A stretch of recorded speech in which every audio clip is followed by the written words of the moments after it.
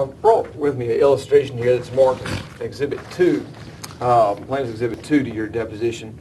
You don't have to show it to the camera because we'll sort of splice it in, but tell us what Exhibit 2 is, please. This is showing the forces of the brain that result in diffuse axonal injuries. And in the bottom right portion of that drawing, it shows axons, and the areas of red indicate there's damage to some of the axons, in this one 2 out of 3, from the spinning motion. And then the areas that are damaged here as the head is spun that are illustrated are the frontal lobe and the occipital lobe, which are most commonly injured in traumatic brain injury with spinning motion, and also with the contusion through the abrupt stopping against the skull itself. So it's a great illustration that shows the axons themselves, that if they spin and stop suddenly, they can tear.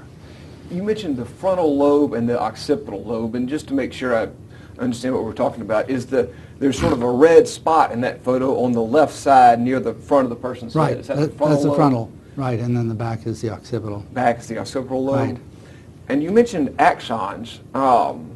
Tell us what those are. Those are, the nerve fibers that transmit information in the brain, and so there's many of them throughout the brain, and very delicate, and can't sustain too much acceleration or deceleration before they will tear.